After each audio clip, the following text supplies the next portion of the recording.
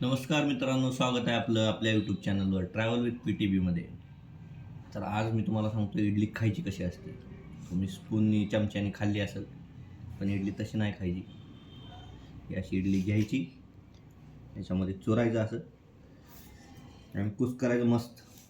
First class कुस करायचं. कुस करायचं आणि मस्त वरण भाकरी खाल्ल्यासारखं. काय इडली लागतं राव. सगळं म्हणजे असं एकदम मुरलं जातं फर्स्ट क्लास. प्रत्येक इडलीमध्ये सांबार का नाही